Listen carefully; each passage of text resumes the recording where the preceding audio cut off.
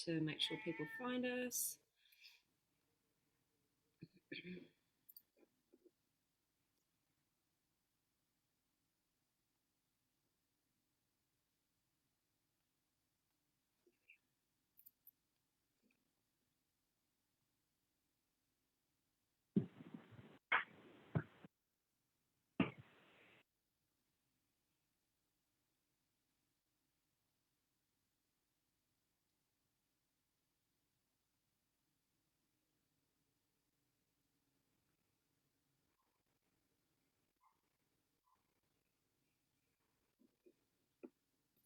Alrighty then, let's get going. Ellie, let's bring Ellie on screen. Good Oh, morning. How are you? good All morning. right. I see a couple of people watching. Give us a like and a love, guys, if you are watching. That just helps other people find the notification and find us live who wanted to watch us live. So, welcome everyone. Good morning.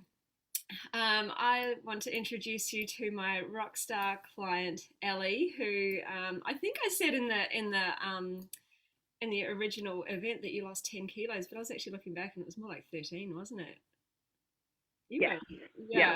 Whoops, I got that wrong. 13 kilos. So yeah, Ellie has a pretty amazing story. She's pretty much not the same person as when we started working together, and I'm super proud of all the things that she's been doing alongside her weight loss, probably because of all the inner confidence that she's really started to build. So I'm not going to spoil her thunder, but welcome, Ellie. Why don't you start with a bit of introduction of yourself and start with telling us what you were experiencing um, before we started working together. You know, why it was that what you were struggling with, and why you reached out to me. Yeah, so my journey kind of began long before we connected. I was 130 kilos and I had lost 40 kilos of that through diet and exercise, but also not kind of great diet and exercise either. Maybe over exercising quite a lot and also not having the greatest relationship with food. Definitely, when we connected, I was at a stage where I was binge eating a lot. Uh, Prior to that, I was heavily restricting my food intake as well. So although there were healthy parts in that 40-kilo journey where, I started that relationship with food and I started to have kind of a better relationship with food than I did at 130 kilos, there were definitely parts there that I was really struggling with my own self-confidence, really struggling with my body image, really struggling with everything related to food, I think. And as you said, um, not a very confident person at all. I had, at 130 kilos, I had the skills to open my own business, but did not have the confidence. At 90 kilos, I did, and I started, but as you know, like I was still so self-doubting myself, and so just I can't do this. So when you and I connected, I was 10 kilos away from my original goal, which is 80 kilos. My big original goal, anyway. I had small kind of goals along the way, and really at a place where I really wanted a more healthy relationship with food. I wanted to stop calorie counting. I wanted to stop binging and restricting. I wanted to learn more about the effects of food on my body. And that's where you came in. And I lost 13 more kilos. So here we are at 50 kilos now, because I'd kind of gained a little bit back in between us coming, you and I connecting, about 3 or 4 kilos. And now I'm at 80. Brilliant. Okay.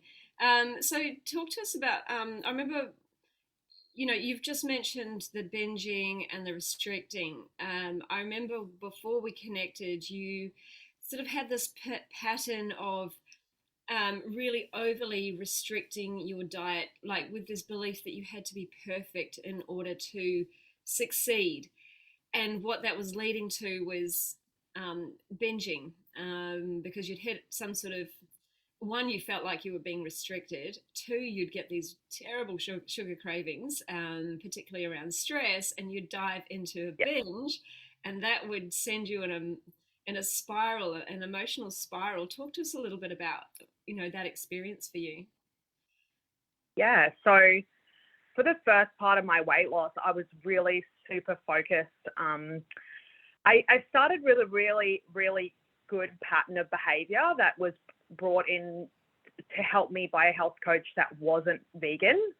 And she did give me some really good starting points, and I started off really healthy. It was when I started to exercise and I kind of had, I guess, some people telling me like, what's the point of exercising if you're not eating this much? If you're not eating 120 1,200 calories a day, what's the point in going and exercising? So that really kind of, as someone who had never gone on this massive weight loss journey before, that really stuck in my head. And so I started to pick up these really bad habits of just restricting, and I lost a lot of weight doing that.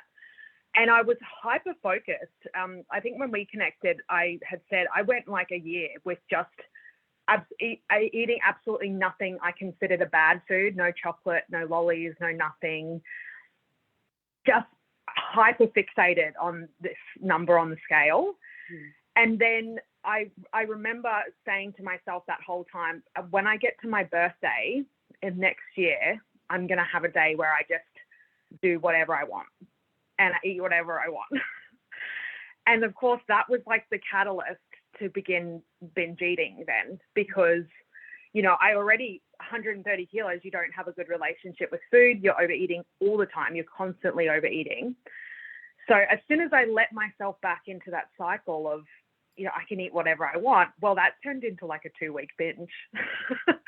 And then I started this kind of relationship of, I'm at 90 kilos.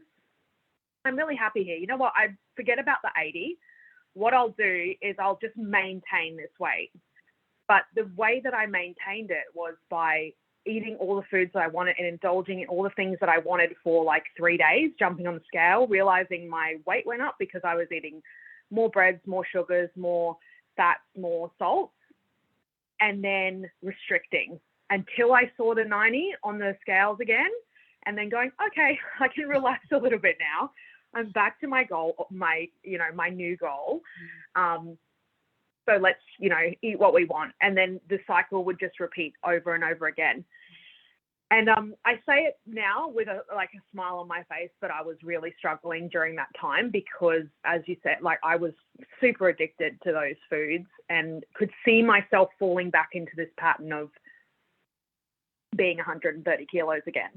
Absolutely. So I think when we connected, that was the first thing that I wanted to work on, was stopping myself getting into this cycle of, eating nothing for 3 days, getting back to 90 kilos and then going, woohoo! Celebrating. Yeah. I can eat now. Yeah.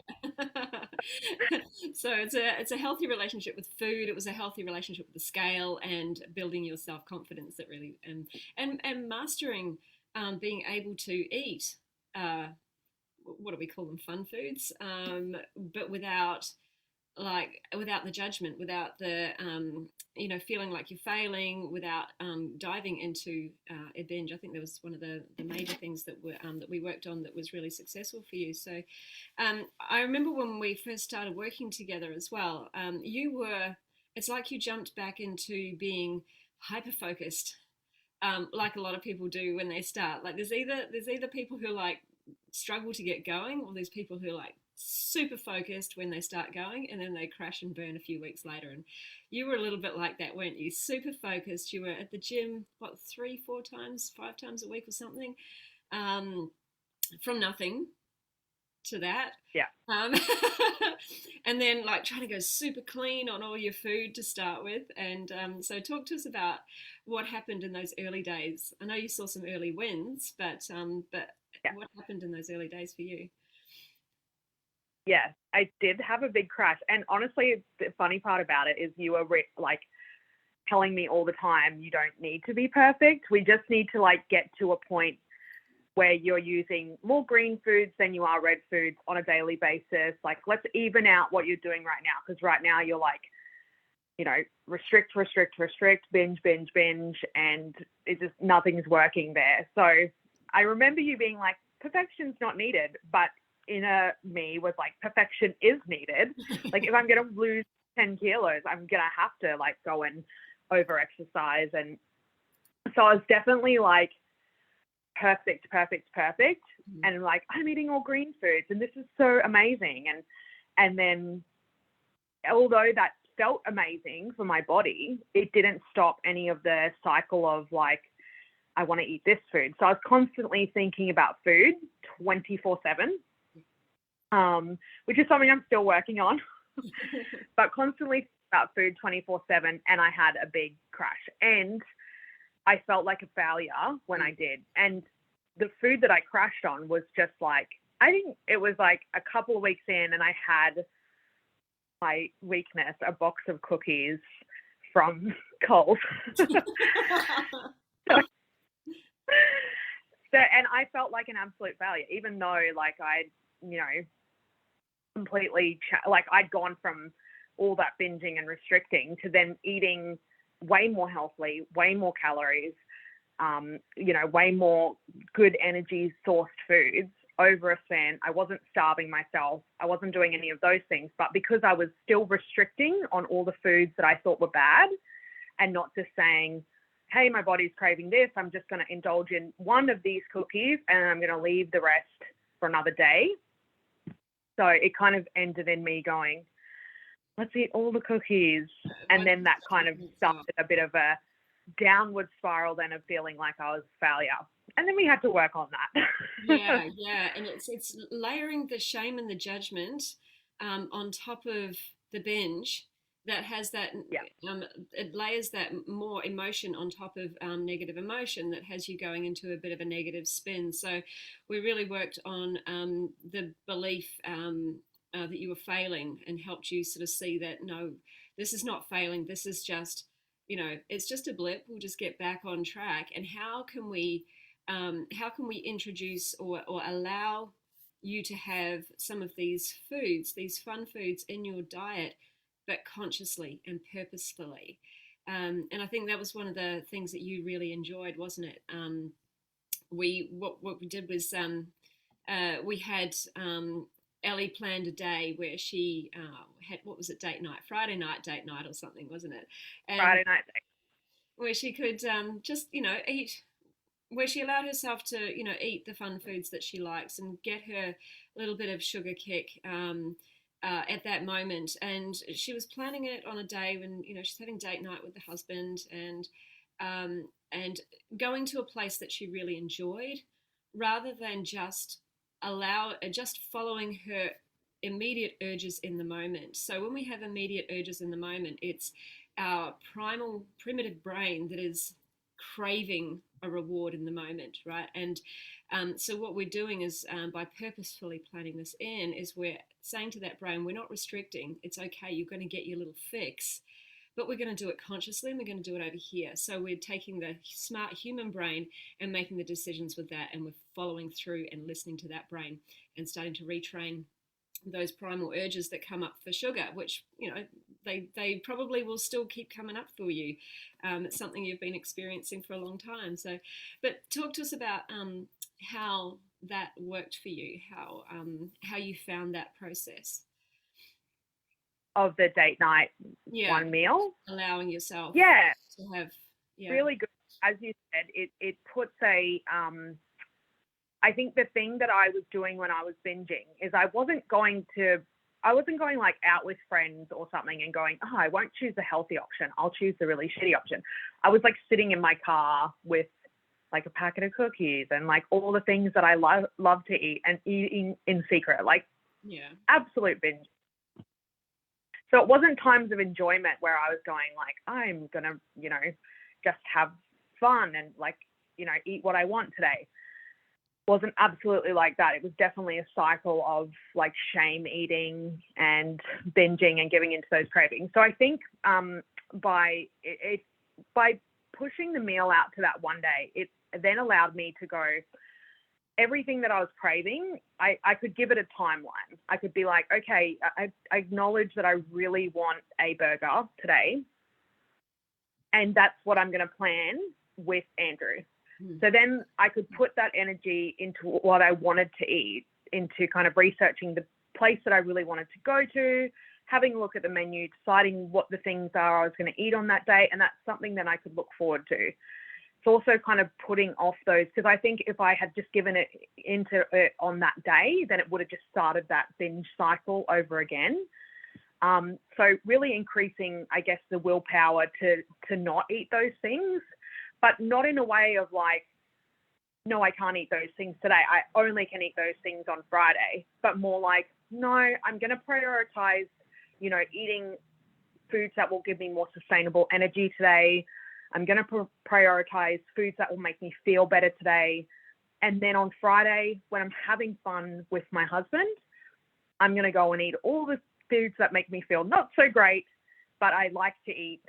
And then we're going to finish it at the end of that day. Once I've eaten the meal that I planned for, I'm going to finish it on that night. And the next morning, I'm going to get up and have a breakfast that will give me good, sustainable energy again. Yeah. And it's about making food choices consciously.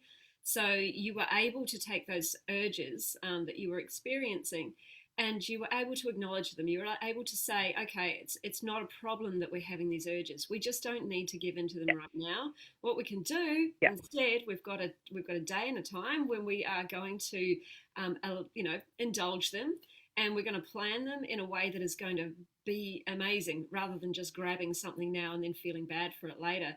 And what you're doing by planning it consciously as well, like you just said. You're allowing yourself a day where you're not necessarily going to feel the greatest. But that's okay. It's Friday night. We don't have to work tomorrow. We don't have to feel the greatest tomorrow. We're going to get up tomorrow and start the day afresh again. And that sort of also allowed your brain to not go into that restriction mentality as well. Like, you didn't feel like you were ever not allowing yourself to have these foods.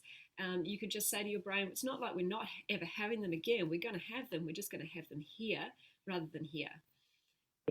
Yeah. And I think like the important thing to mention is that neither of us ever said, I'm not allowed to have those foods on any other day than Friday. I think we even talked about it. If it gets like unbearable and you just need to have the food and move on, let's have it. But I think we put in so many, I guess, strategies in place to not get to that point, that I don't think after all those strategies, we never got there. So like, for example, seeing if a piece of fruit might satisfy that really sweet craving. And then, we wait after that, see if it's satisfied it, and then move on. Or even, giving it a timeline, like, of the day. I acknowledge that I'm like really struggling with cravings today. Let's wait until 5 p.m. if I still feel like that food. After I've eaten the things that I plan to eat today, then I can have that food. So we never said like, it must only be Friday. Yeah. I can never have it any other day than Friday. It was always like, let's plan that meal for Friday. So my brain knows, hey, this food is coming. I just need to plan and prepare and do it the right way. But also, I always had these like little strategies in place to get me through the day as well. Because I was having, I do have constant cravings still, unfortunately, but something I'll always deal with. Yeah, eventually it will go away, I think.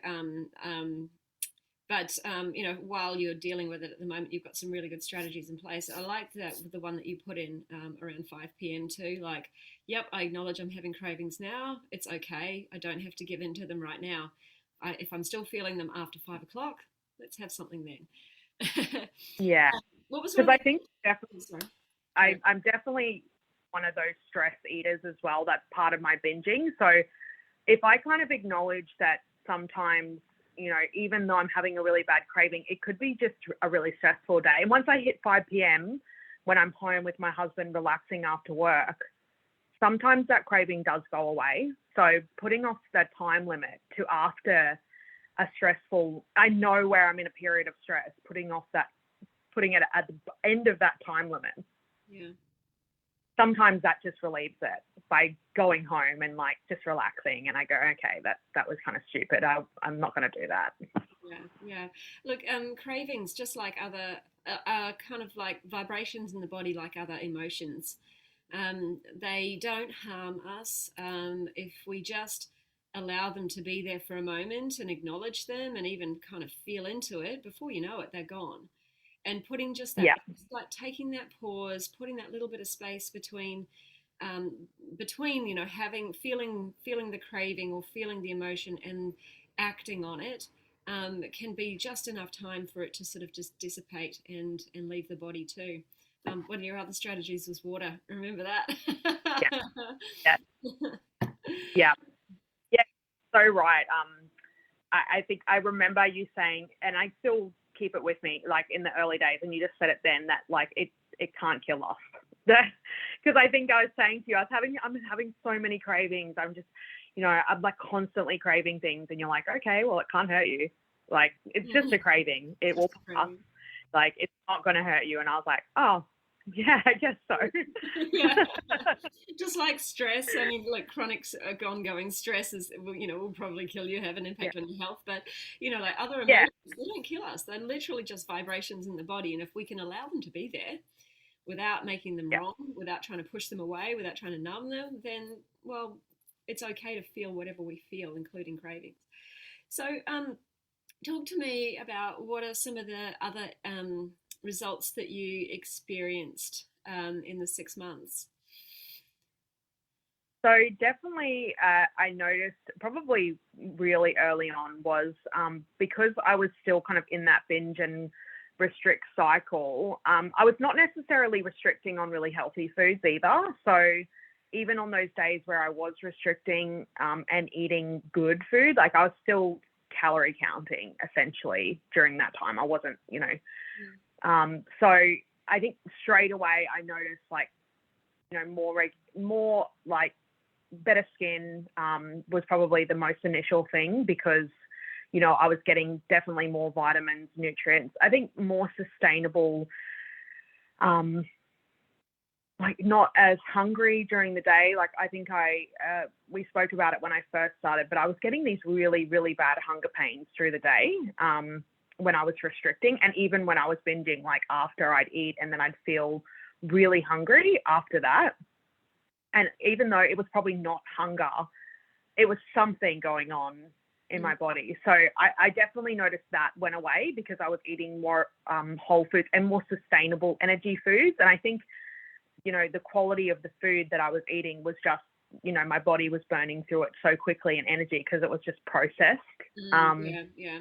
What happens with foods that are highly processed like that is that because they don't have a high nutritional content, they don't have a lot of vitamins and minerals, our body actually our body needs to use vitamins and minerals just to process, just to digest the food that we're eating. So if the food we're eating doesn't have enough vitamins and minerals, it draws it out from the body.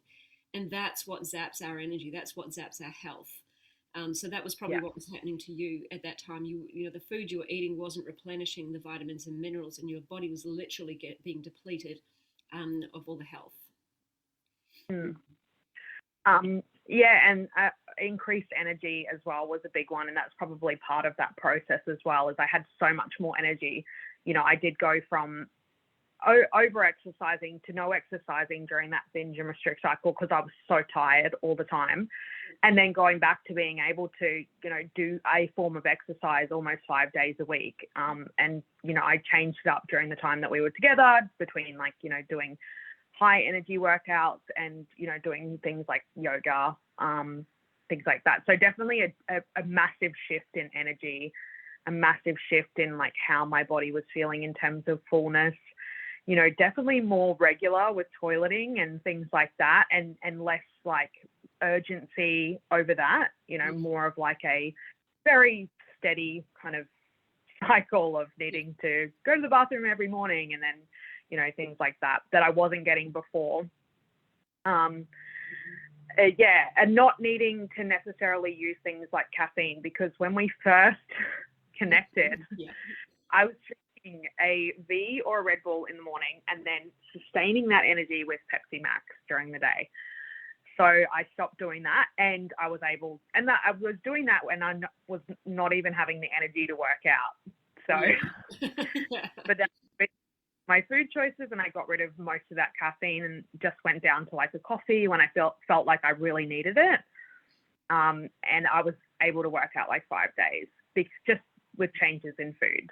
So big changes. Yeah. And one of the other things that we really worked on was your confidence. So just so everyone knows, part of like Ellie was making such good progress, and she actually smashed her goal in about 4 months. And so we had a couple of months to work through maintenance. But what was happening is she was starting to expand her business and starting to take on employees and experiencing new challenges that she hadn't experienced before, and was starting to come up against a lot of stressful situations. And yeah.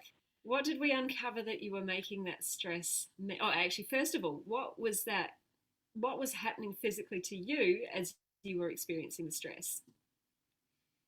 Definitely an increase in cravings, and an increase in and an increase in negative self-talk. If we're talking about the confidence factor, definitely a massive increase in negative self-talk. A lot of catastrophizing as well, going to that place of like, oh my God, it's all going to fail. And it's just this tiny small thing that I just need to like focus on working out the kinks in. But, yeah.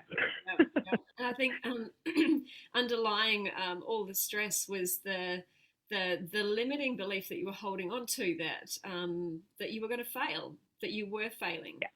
Right. And so what we looked at the facts of what was happening though, and the facts told us that actually you were succeeding. You were succeeding, you were growing, and all that was happening was that you were now stepping beyond your comfort zone and starting to experience new things that you hadn't encountered before. And you were actually handling them like a boss. Once you were able to calm the stress response and look at things logically, you were actually able to everything was always working out for you. And once you realized that, you just sort of started to calm into that, didn't you? And it's like, okay, you were okay with facing stress. Yeah, stress no longer meant that you were failing. It meant that you were actually expanding and growing and doing really well. And so bring on the stress. And those and I think that really helped the sugar cravings too, like because when we have cravings like this, it's usually the brain saying, okay, we're in pain in some way. And in pain for you meant I'm failing. I need to feel better. And so the brain says, we know how to deal with this. Let's go get some sugar. That's an easy route to feeling better again. So once you decided that that stress didn't mean you were failing, it just meant there was a challenge that you hadn't dealt with yet. It sort of helped with managing those urges, didn't it? Absolutely. Yeah. Alrighty. So I'm just going over some of my notes here, just trying to remember some of the things that you came up with.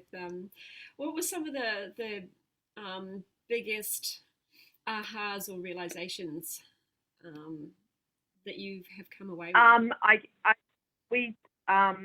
Probably the biggest one for me is that food is just energy.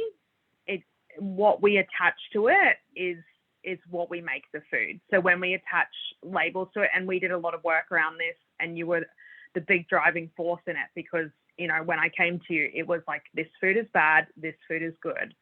And my perception of good and bad food, although I knew deep down what a good food was, my perception of good and bad food at the time was like how many calories are in it. Yeah. So necessarily like what it does for my energy levels or what it does for, my health long term.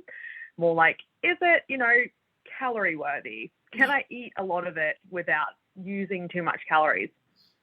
So I think probably walking away from this, knowing that, good foods, fill you up. Good foods give you long sustainable energy. Good food give you, replace vitamins and minerals in your body that you need to your body to function. Good food, makes sure, like, doesn't end in you having a disease from food like diabetes or heart disease or things like that. Other things that I learned, God, there's so many things I feel like. That, you don't have to stay in a calorie limit to lose weight. You can do that by eating those good foods in good moderation, making sure you're stopping as your body is full, acknowledging cues in your body like hunger, fullness, and knowing that you can put a food away and come back to it the next day and it's still going to be there. Yeah. It all, it's how it tastes. You don't have to eat it all in that one moment and feel like you're stuffed. You can just eat until your body has stopped being hungry. And then you can go back to it in 15 minutes even if you want to. Even if you're like, you're full in the moment, then 15 minutes later you're like, oh, actually I'm not. You can go back to it in 15 minutes too. That's stuff. A massive learning curve about food, I think. Okay, that's awesome. And what sort of other things, particularly around, I guess, the stress management, emotional management side of things, how you speak to yourself? What are some of the other things that you're really taking away? I think it was really a cycle, and we've talked about this cycle before, that, the negative self-talk, it doesn't lead to anything good. It doesn't lead to, having healthy self-care patterns. It doesn't lead to having good eating patterns. So changing the way that you talk to yourself is really the first step in getting those things in getting your eating under control. Forgiving yourself, or not even being mad at yourself for those slip-ups that you do, just looking at it as, we did that, let's move on. Because I think in the early days, I definitely catastrophized everything that I did wrong, and you were like, but it's just this, we just move on. Like, okay, we did that, let's talk about why we got there, analyze, what got us to that point of, like, giving into that binge, and then let's move on past it. Like, don't attach emotion where emotion isn't needed. Yeah. So we don't need to make it mean anything. We don't need to make it mean you're a failure. We just need to say, this happened. Yeah. What's the next step? Let's move on. Yeah. And I think you learned a lot about the two different brains as well, how one is always trying to keep you safe and wants, to run on patterns and habits that you've had for your whole life. And the other one is the one that's making the conscious decisions and wants the goals and wants the dreams. And you recognize where those two were having a bit of a disagreement at times, didn't you? But you learnt some good tools about, acknowledging the safety and the habits, but saying, no, actually, it's not where I want to stay. And I actually do want to continue with developing these new habits and moving on and achieving these goals. So talk to us about that. Yeah, the shitty brain. The shitty brain. Like, I knowing the difference between the two as well, to go, that's just this brain. He does that. Yeah. And it's not like beating yourself up when you know that this just happens, right? You can just go, oh, that's my brain just doing that. That's okay. Yeah. Like, you separate yourself out from all the bullshit that's going on in here. Yeah.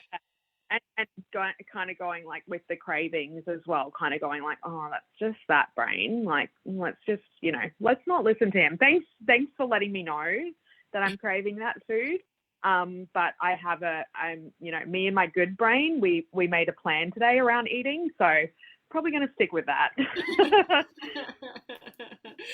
Oh, that's so good. Yeah, there's so many great learnings that you came away with during this period. And I said that you weren't the same person that you were when we started, and I think you really feel it too. And talk to people about the business side of things, like where you were at in your business when we started and what's happening now with all this newfound confidence and wisdom and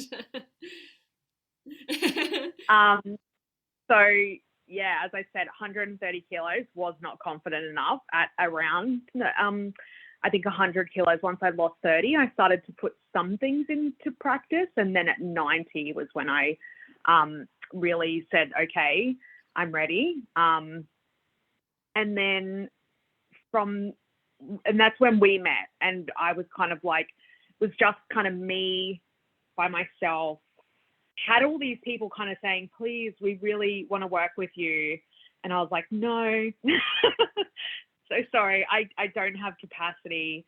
And there was definitely there was absolutely a space for me to bring in more employees that were like me, or I felt that had the same compassion for other people like me. And I was really resistive to it because I just didn't have the confidence in myself, I think, to go, okay, let's take this next step. You're ready. Now I'm at 8 employees. 8? So, Another one even. Oh my God. yeah. Far out, girl. So now employees, and things are going really, really well with my business. You know, there's stressful moments, absolutely, which you would imagine in any business. There's stressful moments, and for a while there, I thought like, oh, I gained all this freedom from like going out on my own, and now I've like lost that freedom because I have all these, you know, I have employees and stuff like that. But they're all really wonderful people, and things are going really beautifully, and I'm definitely managing things that come up differently now than I was.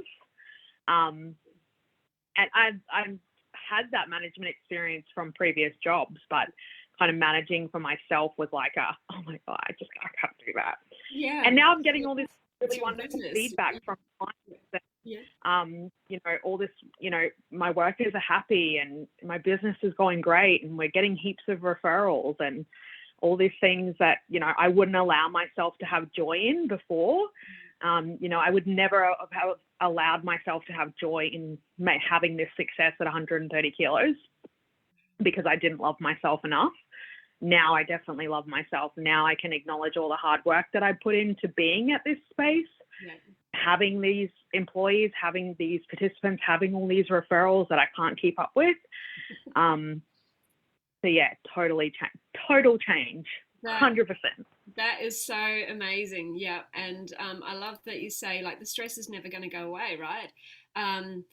This is life. It's and particularly when you're stretching yourself, you know, to continue to grow, new challenges are going to be a bit stressful. You know, we've all been there.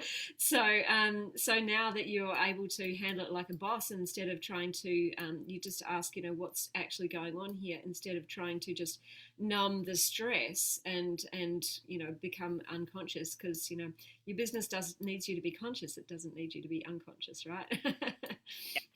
Absolutely. You have been a total rock star, and I just wonder does anyone have any questions for Ellie? Does anyone have any struggles with sugar themselves that they and want to ask a question very quickly? There's always a little bit of a delay getting the news out to Facebook. If you do, just type it in the chat, and she will answer you. So, how's things going now? It's been a few weeks since we finished up. Yeah, really good actually. As you've seen, I have another employee, so that's good. And things are definitely growing. Yeah, everything's going well. I'm still on track, and plan to be on track for a long time, forever. whole new me. So yeah, absolutely. That is so cool. Are you still doing the date nights with Andrew? Work has gotten away in a little bit, but you know, so we kind of plan now. We go, okay, is it going to be a Friday or a Saturday, or you know, where is it going to be in the week? Which is actually kind of great because it's kind of forced me out of that pattern of like every Friday I will eat a bad food, and for a while I had to kind of overcome not having that on a Friday night and going like, oh, but then I was like having it on a Saturday night, so it's not a massive thing, but yeah, work has kind of gotten in the way a little bit of that, but we're moving it around what we can do. So Early days. Yeah. It'll come back, I'm sure, once you've got. Well, it doesn't look like we've got any questions from anyone. So I just wanted to thank you for coming on and sharing your story. And I hope that Yeah. if anybody out there is struggling with sugar addiction at the moment, they can hear Ellie's story and some of the strategies that she has used, and know that Yeah. you too can overcome it. And cravings and things like that don't need to hold you back from losing your weight. There's ways that you can. And neither does endometriosis or polycystic ovary. I have both of those, and often people say you can't lose weight with those two things, and I definitely have. Yeah, So yeah, 50 kilos. yeah. I'd be interested to see where you're at with at least endometriosis. Um, so when you, yeah, because if you keep Yeah. doing this, who knows that disease can actually reverse on a whole food plant-based diet. So. Any final words for anybody? Anything that you would like to say to anybody who might be struggling? Any final words of wisdom? Probably just you don't have to be perfect. I was never perfect to lose this weight, and just because like I went through all different types of struggles within my weight loss, it doesn't mean you can't get to a healthy place in the end and have a really healthy relationship with food just because you've started with a really bad relationship with foods. And cravings can't kill you. Yeah. They're just cravings. Yeah, exactly. And you've worked with a couple of different people, like you worked with a previous health coach and you worked with me. What would you say is your difference between trying to do things on your own versus working with someone? What would you say the big differences are there? Definitely, if you struggle with accountability, which I really struggled with a bad relationship with food, you don't have to do it alone. It's someone for you to help keep you on track and just to check in. I think we have so many thought processes, especially if you're kind of someone like me who struggled with that negative self-talk. We really have so many thought processes, and oftentimes, in the start of those the weight loss journey, you have these small bumps in the road which you see as a failure, and it turns you the other way. So in the initial stages of losing weight, it's really helpful to have that other person to bounce off and go, and they can kind of put things back into perspective for you. Also, with yourself. So my other health coach was not vegan, and I am a vegan before we met.